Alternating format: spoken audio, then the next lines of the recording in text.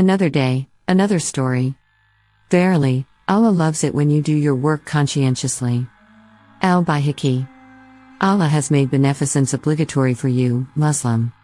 Worship Allah as if you were about to die, sincerely, from your heart, and engage in worldly things as if you would live forever in this world. There was a young man named Aslan. He believed in Allah, but he was a bit lazy. Once Aslan read that Allah always helps the faithful, and he decided that now he didn't have to do anything at all. I believe in Allah, I read the Quran, I do namaz, so Allah won't abandon me anyway, thought. Aslan gave up all his work and lay down on his bed. So the young man lay awake for days on end. He gave up his work, did nothing, he just ate his fill. Meanwhile, summer flew by, autumn came, it's time to stock up on food for winter. Umar, his neighbor, came to Aslan. Assalamu alaikum, neighbor. The wheat is ripe, it's time to harvest. Come, help me, and I'll share the grain with you. Walaikum assalam, Aslan answered him. No, I will not go. I believe in Allah, I read the Quran, I do namaz, that's enough for me. Allah won't abandon me and will surely provide for me. Umar was surprised, but didn't insist, and went to the field himself. The next day, another of Aslan's neighbors, Ahmad, came to see him. Assalamu alaikum, neighbor. Come with me to the forest for mushrooms and berries. Winter is coming, time to stock up.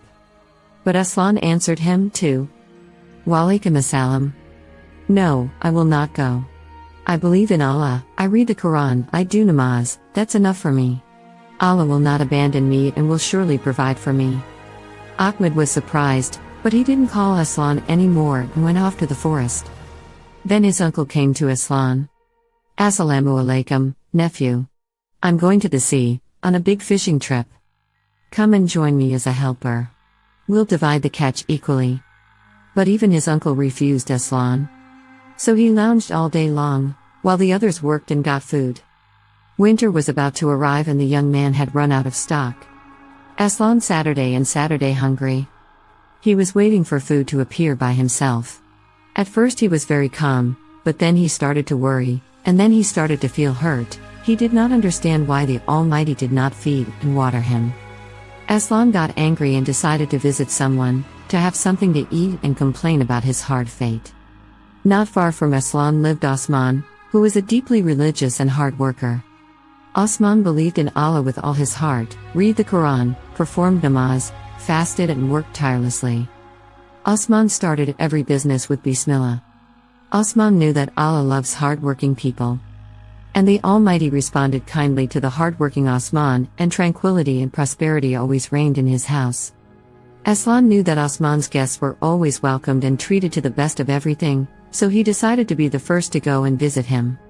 Assalamu alaikum, neighbor, Aslan greeted Osman politely. Walaikum assalam, the latter answered in a friendly manner and invited his guest into his house. Osman generously laid the table and started to treat Aslan to some food. And Aslan was so hungry that he didn't even recite dua, he started to eat straight away. Aslan ate, looked around and breathed enviously. Tell me, neighbor, why does the Almighty love you and not me? I, like you, believe in Allah, read the Quran and perform namaz. Only poverty has befallen me, my reserves have dried up. And you are so rich and you don't know your troubles. And Osman answers him.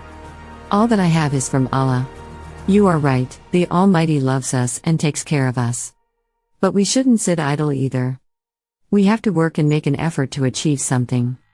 Ask Allah for help, believe that He will surely help you and work. Then Allah will answer you and help you. The Almighty doesn't like idlers, that's why He doesn't help them, Osman said and looked intently at Aslan. Aslan felt ashamed, and so he lowered his head and pondered.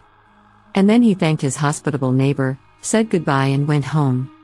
At home, Aslan performed ablution without delay, read namaz, after which he asked Allah for forgiveness, and begged the Almighty to help him through the winter.